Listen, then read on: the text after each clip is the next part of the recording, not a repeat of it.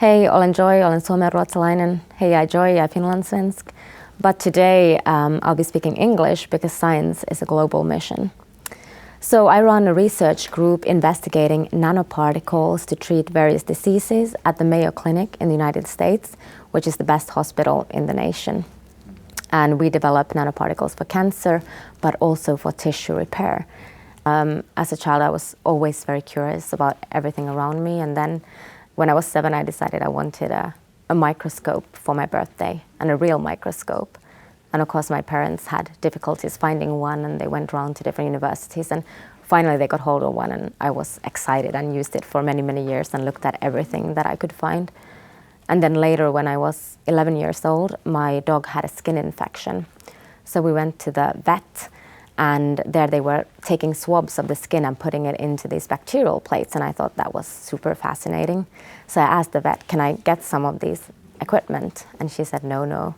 So I was disappointed, but then as we were walking away, she came running after us with a bag, and she handed it to me, and she said, don't tell anyone.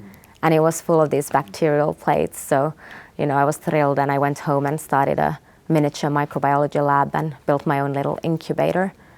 And so I went to our fridge at home, and from different locations in the fridge, I took swabs and grew bacterial plates, and the result was amazing. You had all these different types of colors and shapes of bacteria growing, and then I called my whole family down to the lab and said, look how dirty our fridge is.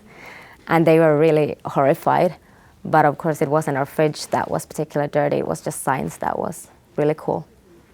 So I always knew I wanted to study biology, so I did a bachelor's degree at the University of Helsinki, and during that time I was able to do research as well on butterflies, and then later on the university gave me the opportunity to actually go abroad to Karolinska Institutet to do cancer research, and then after that I did also a master's degree in biology at the University of Helsinki, where I went to Canada to do cancer research.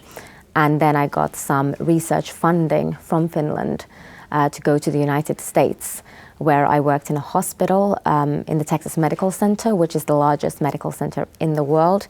And over there, I then enrolled in a joint PhD program between the United States and China.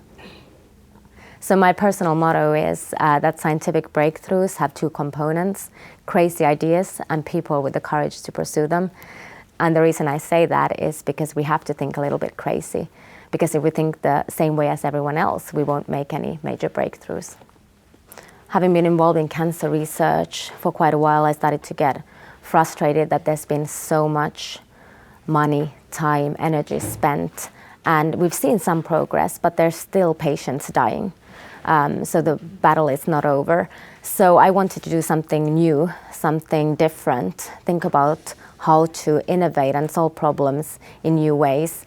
And so I thought about doing nanotechnology in medicine. And this April I started my own research group that is focused on biological nanoparticles. So it's actually using nanoparticles that the body itself produces to make therapeutic agents.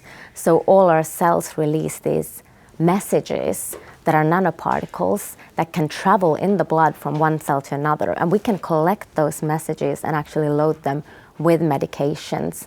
And they can be then used to treat patients, for instance, with cancer or tissue injury. The most important value that I have is to do something for a bigger purpose. So to have a goal that is more than something that benefits yourself. So for me, that is creating these nanotherapeutics to help patients that are dying. And I think no human being can be truly happy without having this bigger purpose, this bigger mission in life.